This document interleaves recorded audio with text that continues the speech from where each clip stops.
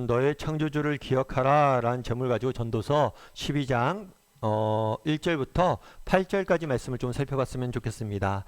오늘 우리가 함께 읽은 전도서 12장은 전도서의 결론 부분이라고 할 수 있습니다. 저희가 몇 달 동안 계속해서 전도서를 살펴보고 있는데요. 이제 결론에 전도서도 도달하게 된 거죠. 전도서는 이 세상의 허무함에 대해서 이야기하죠. 이 세상의 모든 것이 헛되고 헛되니 헛되도다 라고 이야기를 합니다. 그렇다면 이렇게 허무한 세상을 우리가 어떻게 살아가야 될까요? 이 허무한 세상을 살아가는 지혜는 무엇일까요? 이 험한 세상을 살아가는 지혜에 대해서 12장에서 한마디로 정리해서 말합니다. 그것은 뭘까요? 너의 창조주를 기억하라는 거예요. 너의 창조주를 기억하라. 그렇다면 이 너의 창조주를 기억하라 라는 말이 어떤 의미가 있고 우리는 어떻게 하면 창조주를 기억하면서 살 수 있을지에 대해서 몇 가지 이야기를 좀 나눠봤으면 좋겠습니다. 먼저 1절과 2절 말씀 같이 한번 읽어볼까요? 같이 읽도록 하겠습니다. 너는 청년의 때에 너의 창조주를 기억하라.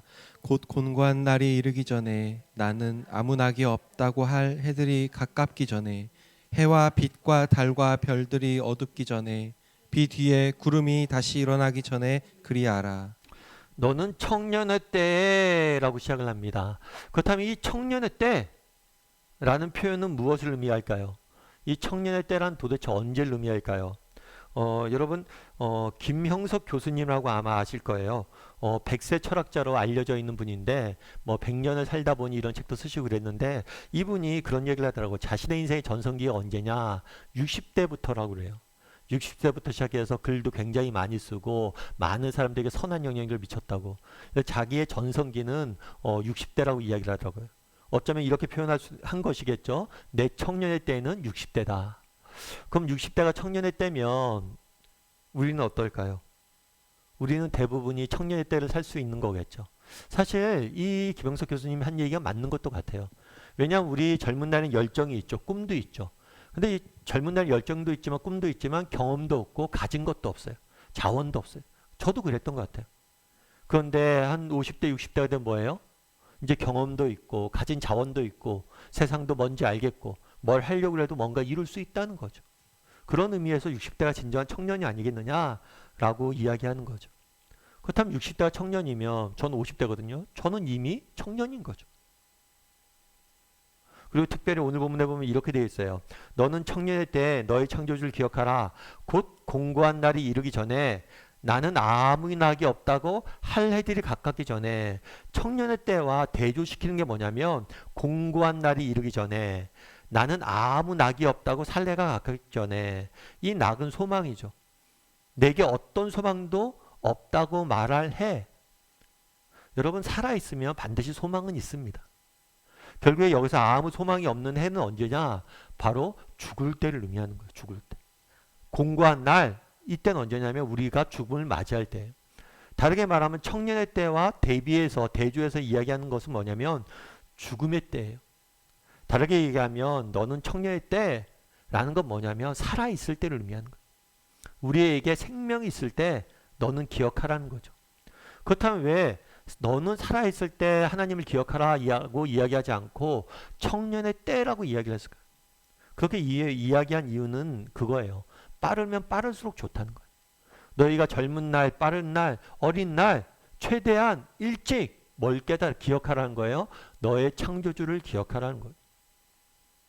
사실 저도 마찬가지예요. 사실 저도 젊은 날 우리가 젊을 때 시간이 많다고 착각하면 안 됩니다. 우리 인생은 낭비하기 너무 짧아요. 저도 개인적으로 제 인생에 있어서 가장 낭비했던 시기가 언제냐 이렇게 돌아보니까 대학교 때였더라고요. 제가 중고등학교 때 열심히 교회를 다녔습니다. 그런데 대학교 가서 교회를 안 다니기 시작했어요. 그래서 뭐 1년에 한두 번 부활절과 성탄절 때 한두 번 교회 가고 연례 행사로 다녔죠. 물론 그렇다고 해서 믿음이 완전히 없었던 건 아니에요. 그럼에도 불구하고 교회를 많이 떠났었던 것은 사실이었던 것 같아요. 그래서 나중에 제가 대학교 졸업반 거의 다 돼서 다시 회심하고 돌아왔거든요. 다시 예수님 믿었어요. 그랬을 때 정말 아까웠던 게 정말 후회됐던 게 뭐냐면 내 젊은 날 20대 초반을 정말 낭비했던 것 같더라고요. 물론 제가 그때 뭐 나쁜 짓을 하고 다니진 않았어요. 하지만 인생의 의미를 찾으면서 방황을 많이 했던 것 같아요. 그때는 정말 열정도 있었고 정말 내가 있는 꿈을 위해서 무엇도 낭비해도 무엇도 포기해도 아깝지 않다라고 생각했던 그런 열정이 있었는데 그 열정을 다 낭비했더라고요. 그래서 그때 들었던 생각이 참 뭐였냐면 아, 내 인생을 더 이상 낭비하면 안 되겠다. 이런 생각을 많이 했어요. 그래서 지금도 종종 돌아봐요. 나는 지금 시간을 낭비하고 있지 않은가. 오늘 본문에 청년의 때라고 이야기해요. 청년의 때 너는 창조주를 기억하라고 이야기해요. 여러분 우리 인생은 낭비하기 너무 짧아요. 정말 헛된 것을 추구하면 살기에 우리 인생은 너무 짧아요. 그래서 이야기하는 거예요. 청년의 때에 그렇게 하는 거예요. 내가 살아보니까 우리 인생은 너무 낭비하기 짧다는 거예요. 그래서 너희가 빠르면 빠를수록 청년의 때에 너희가 하나님을 기억하라는 거예요. 특별히 오늘 뭐라고 그래요? 너의 창조주를 기억하라 라고 이야기해요. 그렇다면 이 창조주를 기억하라 라는 말의 의미는 무엇일까요? 먼저 우리 에베소서 1장 2장 10절 말씀 같이 한번 읽어볼까요? 같이 읽도록 하겠습니다. 우리는 그가 만드신 바라 그리스도 예수 안에서 선한 일을 위하여 지으심을 받은 자니 이 일은 하나님이 전에 예비하사 우리로 그 가운데서 행하게 하려 하심이니라. 네, 뭐라고 되냐면 우리는 그가 뭐예요? 만드신 바라. 하나님께서 우리를 만드셨다라고 해서 에베소서에서 바울은 이야기합니다. 그런데 이 하나님께서 우리를 만드셨다 했을 때 이 만드신 바라는 표현이 굉장히 재밌는 표현이에요. 이 표현은 뭐냐면 하나님의 작품이라는 거예요. 너희는 하나님의 작품이라는 거예요. 너희는 핸드메이드, 하나님이 직접 손으로 너를 빚고 만든 사람이라는 거예요. 제가 예전에 저희 아는 목사님이 한 분 계셔서 그 목사님이 이제 선물로 스승의 날 선물로 조금 특별한 날이라서 선물을 하려고 볼펜을 하나 사러 갔어요. 특별히 몽블랑이라고 되게 비싼 볼펜을 만년필을 하나 사러 갔습니다.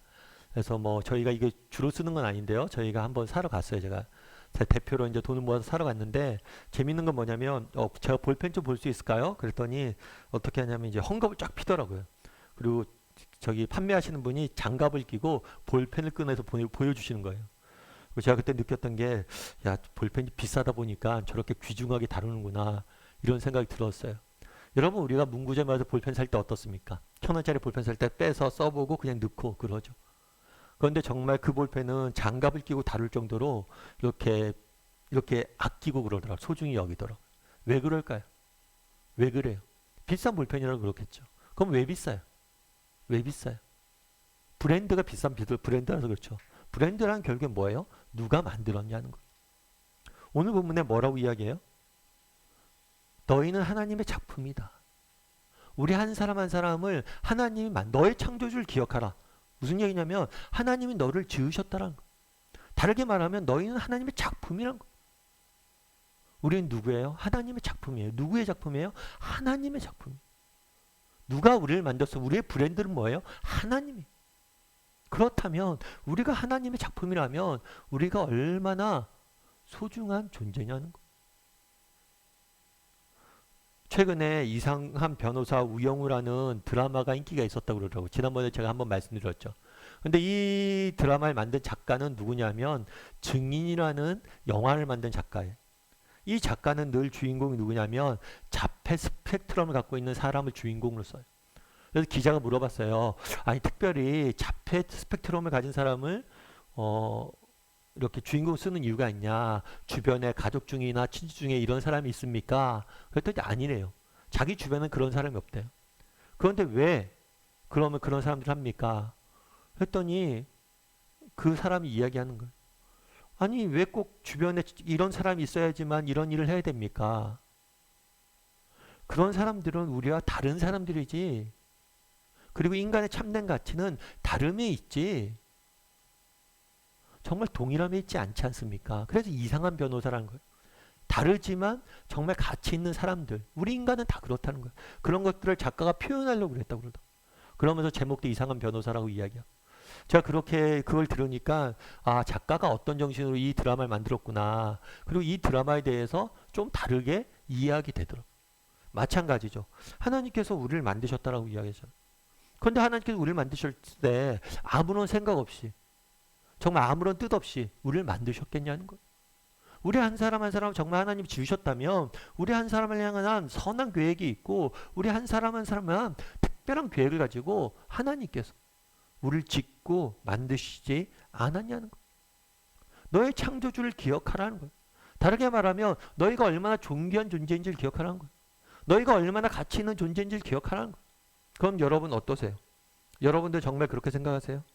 정말 내 인생이 정말 소중하고 가치 있고 정말 하나님께서 나를 정말 소중하고 값 있는 존재로 만드셨다라는 확신이 있어요? 여러분 한 물건의 가치는 어떻게 판단됩니까? 그 물건을 위해서 우리가 희생한 걸로 같이 판단이 돼요. 성경은 뭐라고 얘기해요? 예수님께서 우리를 위해서 죽으셨다라고 이야기합니다.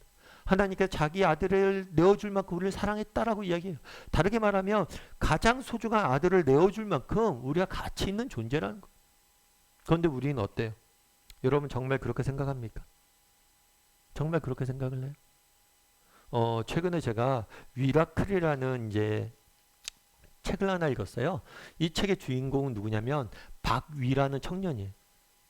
이 청년은 자신의 이제 경험을 가지고 쓴 건데 이 청년은 원래는 외국계 패션 회사를 다니던 청년이었어요. 그래서 원래 인턴으로 패션 회사에 다니다가 정규직으로 발령이 난 거예요. 정규직으로 발령이 났으니까 기쁘겠어요, 안 기쁘겠어요? 기뻤던 거예요. 그래서 뭘 했냐면 친구들을 모아서 뭘 했을까요? 파티를 벌린 거죠. 그래서 술 먹고 노는 거예요. 그런데 안타깝게도 이 파티를 자기가 분명히 벌렸고 친구들 재밌게 놀았는데 눈을 딱 떠보니까 병원에 있더래. 눈을 떠보니까 병원에 있고 의사 선생님이 자기의 병에 대해서 진단드렸는데 전신마비 진단을 내는 거예요. 술 먹고 놀다가 떨어진 거예요. 그런데 목이 손상이 돼서 온몸을 쓸 수 없는 전신마비 진단을 받게 된 거예요. 상황이 믿기지가 않았대. 아버지와 어머니는 바닥에서 오열을 하고 있었대. 그렇겠죠? 정말 그렇게 고이 귀하게 키운 아들이 한순간에 전신마비 평생을 누워있었다. 목밖에 못 움직인다고. 목 이한 못 움직인다 생각해 보세요. 얼마나 답답했겠어요. 그런데 2주가 그렇게 2주 동안 있다가 2주 지나서 간신히 손가락이 움직였대. 그리고 태어난 다음에 재활해서 4개월이 지나서야 겨우 숟가락으로 밥을 먹을 수 있었다는 거예요. 그렇게 몇 년 동안은 재활을 위해서 노력을 합니다. 그런데 재활 결과가 좋았어요. 그래도 전신마비는 안 됐어요. 그런데 평생을 휠체어를 타고 다녀야만 됐어요. 여러분 생각해 보세요. 여러분이라면 어떻겠어요? 평생을 휠체어만 타고 다닌다면 여러분이라면 여러분의 인생에 대해서 어떻게 생각하겠어요? 근데 이 사람이 되게 재밌는 게 뭐냐면 책에서 이렇게 썼더라고요. 뭐냐면 이렇게 썼어요. 전신마비 진단을 받고 휠체어를 타는 인물에 대한 이야기는 정말 특별할 수밖에 없었다. 이런 콘텐츠는 따라하고 싶어도 따라할 수 없고 흉내내고 싶어도 흉내낼 수 없다. 장애가 없는 사람이 발로 운전하는 것은 특별하지 않지만 다리가 움직이지 않는 내가 손으로 운전하는 것은 흥미로운 콘텐츠가 될 수 있다. 샤워하는 법, 요리하는 법, 화장실 가는 법. 무슨 얘기냐면 자기가 돌아보니까 뭐 두 가지 선택밖에 없는 거예요. 자신의 인생을 정말 과거를 회상하면서 자신의 인생이 이제 더 이상 꿈이 없다, 소망이 없다라고 포기하고 살든가 아니면 이 고난 중에서도 의미를 찾고 살아가든가. 그런데 자기가 뭘 생각해 보니까 전신마비를 받고 휠체어를 타는 사람의 삶만큼 특별한 건 없다는 거예요. 그래서 이 사람이 뭐랬냐면 자신의 일상을 유튜브로 찍었어요. 영상을 찍어서 그래서 유튜브에 올린 거예요. 하나하나가 이게 특별한 경험이란 거예요. 그러면서 이야기합니다. 계속 뭐라고 이야기하냐면 남과 비교하면 누구의 삶도 완벽할 수는 없어요. 저는 몰랐어요. 이렇게 내 정신이 온전하고 대화할 수 있고 밥 먹을 수 있는 게 얼마나 감사한 일인지 정말 몰랐습니다. 고통스럽다고 여기는 당신의 삶은 사실은 고난이 아니라 감사한 삶이에요. 사람들은 기적이라고 하면 초현실적인 뭔가를 생각해요. 아니요. 기적은 제가 사는 삶, 당신이 사는 삶 자체가 기적입니다. 그 어려운 과정들을 겪으면서 깨달은 게 있다는 거예요. 그건 뭐예요? 우리의 삶 자체가 기적이라는 거예요. 다른 사람과 비교하면서 우리 인생을 낭비할 수 없다는 거예요. 결국에 시선의 문제라는 거예요. 어떻게 내 인생을 바라보느냐? 정말 내 인생을 정말 과거와 비교하며 내 인생은 망하겠다, 내 인생은 끝이다 라고 포기하며 살 것이냐?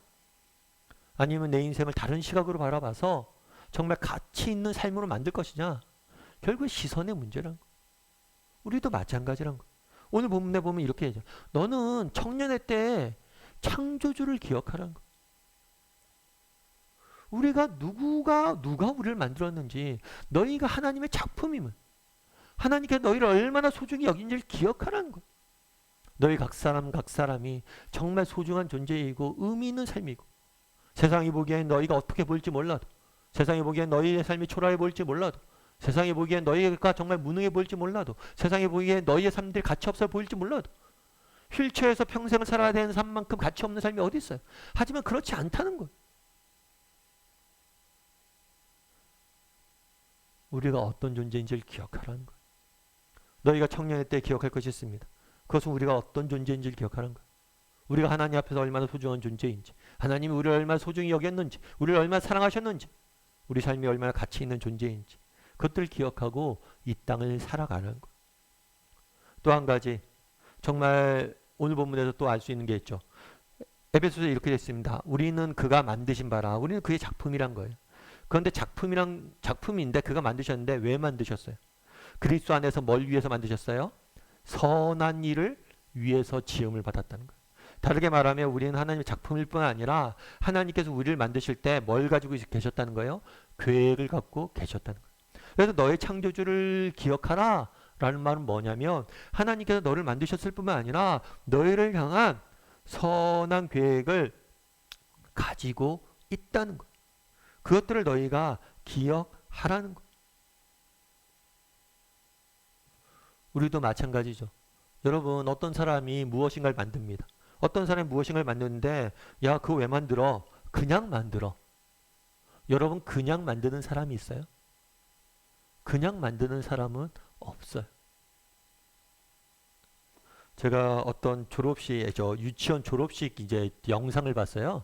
요즘 유치원 졸업식도 되게 거창하게 하더라고요. 그래서 마치 대학교 졸업식 때까지처럼 하더라고요. 어린애들이 막 이렇게 졸업 모자도 쓰고 막 이렇게 상도 나가서 받고. 그런데 그 유치원 저기 보니까 그런 게 있더라고요. 아이가 나와서 저기 하는 거, 장래 꿈에 대해서 이야기하는 거예요. 저는 뭐 미국에 있는 MIT 공대 가서 뭘 하는 게 꿈입니다. 막 이렇게 얘기하는 거예요. 제가 그거 보면서 제가 미국은 가봤으려나? MIT 공대가 어딘지는 아나? 이렇게 이야기하는데 왜 그 친구가 그런 얘기를 할까요? 뭐 본인이 생각해서 했겠습니까? 부모님이 가르쳐 준 거죠. 그러면서 그런 생각이 들었어요. 저희 아이가 태어났을 때 아이가 어느 날 갑자기 말을 하더라고요. 그때 저는 저희 아이가 천재인 줄 알았어요. 야, 우리 아이가 이렇게 말을 빨리 하다니. 사실 부모 입장에서 그렇잖아요. 부모가 자녀에 대해서 얼마나 꿈이 커요.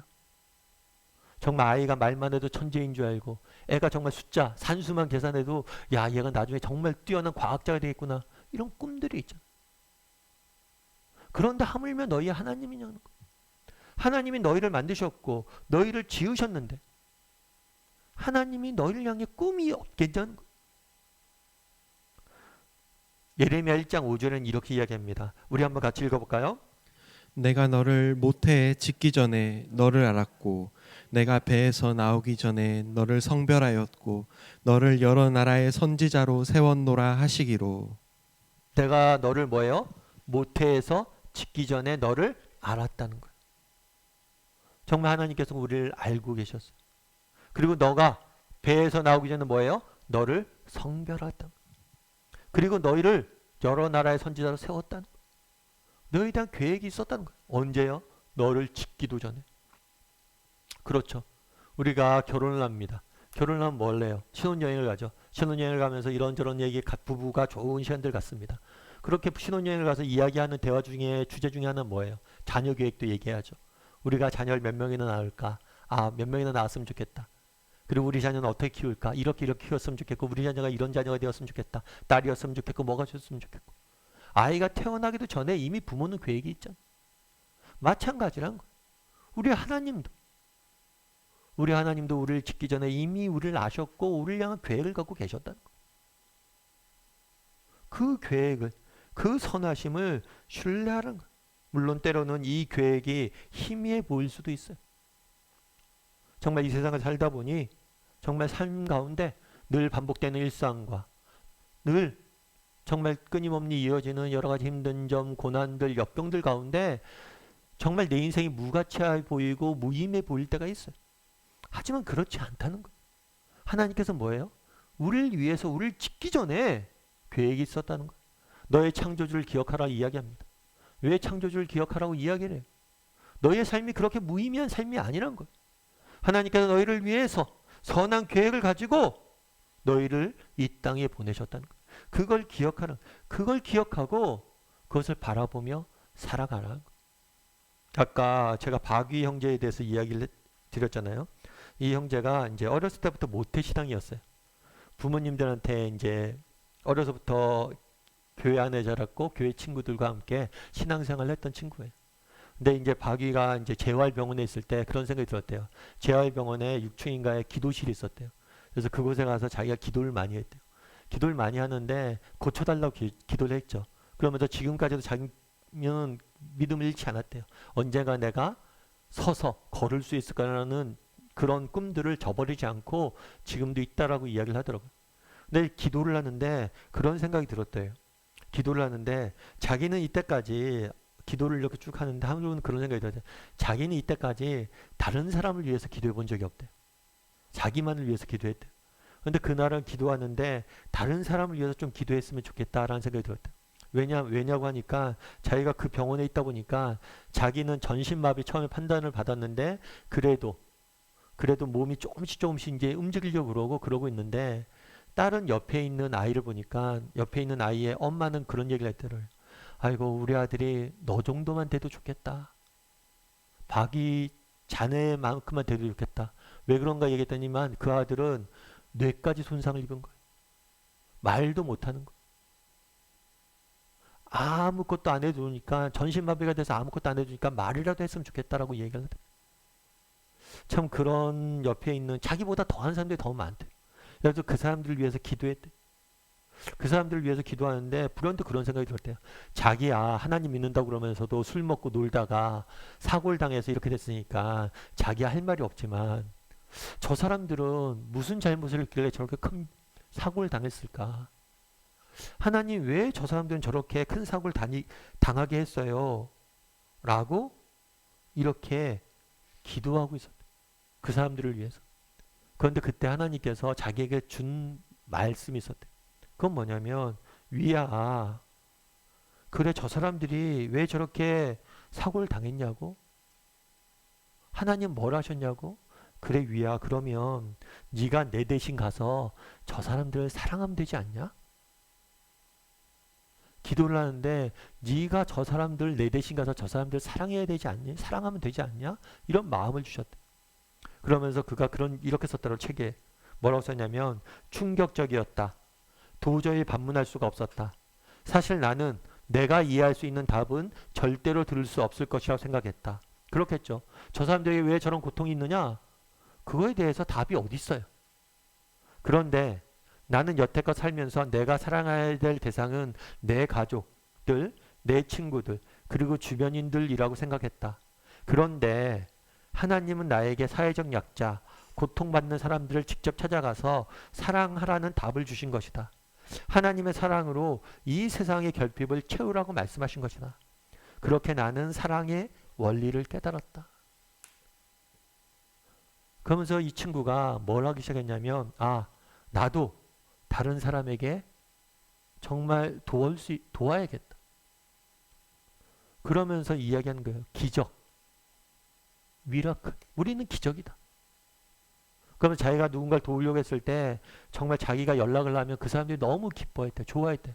왜요? 정말 저도 전신마비 판단을 받았습니다. 그런데 제가 휠체어를 지금 타고 있습니다. 이 말 한마디가 그들에게 소망이 된다는 거예요. 그런데 재미있는 건 뭐냐면 다른 사람을 사랑하라는 이 하나님의 권면을 언제 들은 거예요? 건강하고 튼튼할 때 들은 게 아니에요. 어쩌면 자신의 인생이 끝났다라고 생각하고 휠체어에서 평생을 살아야 된다고 휠체어 안에서 평생을 살아야 된다고 생각했던 그 순간에 오히려 소명을 발견한 거예요. 정말 자기가 당한 고난, 고통 이런 것들이 아무런 의미가 없다라고 생각하기 쉬웠지만 그렇지 않다는 거. 오히려 이 고난을 통해서 정말 이 고통을 통해서 다른 사람을 더 사랑할 수 있는 그런 자리로 갔다는 거. 여러분 우리도 마찬가지. 우리 인생에 하나님께서 뭐라고 그래요? 내가 널 위한 선한 계획이 있다. 그런 게 어디 있어요? 내 인생은 다 망가졌어요. 내가 할 수 있는 게 뭐가 있어요? 제가 젊은 날입니까? 제 삶을 보세요. 하나님 더 이상 제게 소망이 없어요. 아니라는 거예요. 누가 소망이 없다라고 이야기해요? 어떤 형편, 어떤 상황이 있든지 우리는 하나님의 손에 쓰임 받을 수 있는 존귀한 존재들이고 하나님은 우리를 향한 선한 계획이 있다는 거. 그날에 무엇이라고 이야기합니까? 너의 창조주를 기억하라는 거.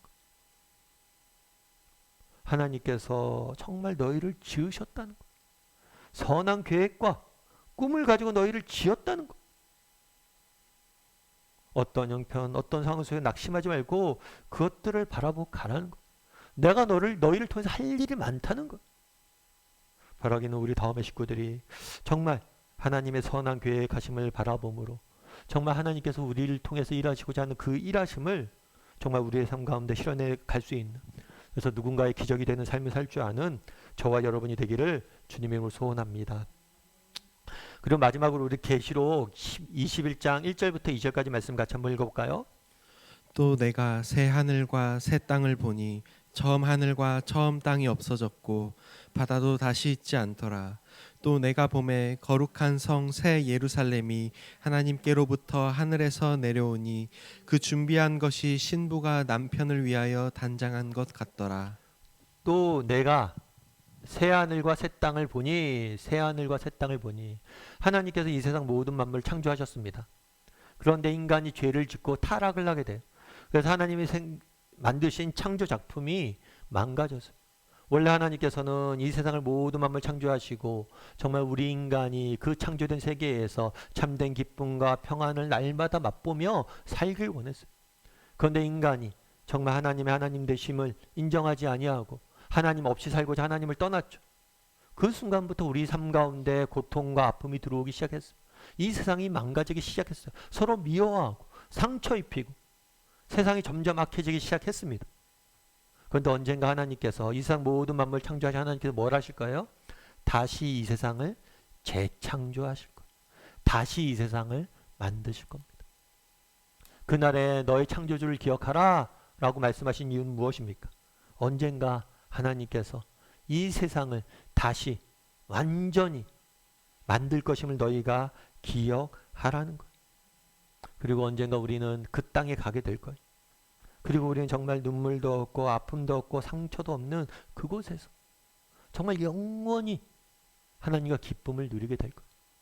우리는 그 날을, 그 땅을 찾아가는 나그네이고 여정을 걸어가고 있는 거예요. 그 날을 바라보라는 거예요. 우리 인생의 끝이 여기가 아닙니다. 우리 인생의 진정한 삶은 언제부터 시작돼요? 정말 그 나라에 갈 때 시작돼요.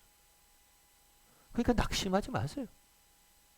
이 세상의 허무함으로 인해, 이 세상의 공고함으로 인해, 이 세상의 덧없음으로 인해 너희가 낙심하고 슬퍼하지 말라는 거예요. 왜요? 이 세상이 전부가 아님을 우리는 알잖아요. 조니 에릭슨 타다라는 분이 계세요. 이분이 이런 이야기를 썼어요. 뭐라고 썼냐면, 불구가 된 이 몸 어딘가에는 앞으로 내가 변화될 모습을 담은 씨앗이 숨어 있다. 근육 위축증으로 쓸모 없어진 다리를 찬란하게 부활한 몸에 있을 다리와 비교해봐라. 현재의 마비 상태는 변화될 나를 더욱 멋진 존재로 부각시켜 줄 것이다. 내가 거울을 통해 보는 모습은 틀림없이 존일 것이다. 훨씬 더 좋아 보이고 밝은 모습이겠죠. 지금과는 비교조차 할 수 없는 모습일 것이다. 하늘에 계신 예수님의 형상을 그대로 지닌 너무나 아름다운 모습일 것이다. 조니 에릭슨 타다 같은 경우에는 18살 때 다이빙하다 사고를 당해서 전신마비가 되어서 평생을 살았어야만 돼. 휠체어에서 평생을 살았어야만 돼. 그런데 이야기하는 거야. 이게 끝이 아니란 거야. 불구가 된 내 몸 어딘가에는 앞으로 담겨질 씨앗이 담겨져 있다는 거야. 그날에 그날에 뭐가 될 거예요? 부활할 거예요. 나는 완전히 새로워질 거예요. 현재의 마비 상태는 변화될 나의 모습을 더욱 멋진 존재로 만들어 줄 거라고. 여러분, 이 땅의 삶이 전부가 아닙니다. 하나님께서 우리를 지으신 하나님께서 뭐예요? 우리를 다시 지으실 거예요. 우리를 새롭게 정말 새 하늘과 새 땅 아름답게 완벽하게 우리를 다시 지어줄 거예요. 그날을 바라보라는 거예요. 이 땅의 삶이 전부가 아님을 바라보고 그날을 바라봄으로 소망을 갖고 살라는 거예요. 이 험한 세상을, 덧없는 세상을, 공고한 날들을 보내라는 거예요.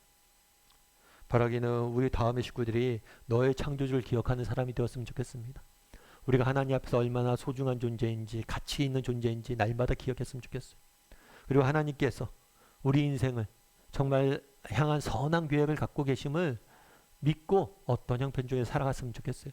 그리고 우리가 정말 우리 하나님께서 언젠가 새하늘과 새 땅을 만드실 것이고 그곳에 우리를 데려가실 것이고 그곳에서 우리의 참된 삶이 정말 진정한 삶이 그곳에서 시작될 것임을 바라보므로 오늘 하루 이 세상 속에 살아가는 험한 세상 속에 살아가는 저와 여러분이 되기를 주님의 이름으로 소원합니다.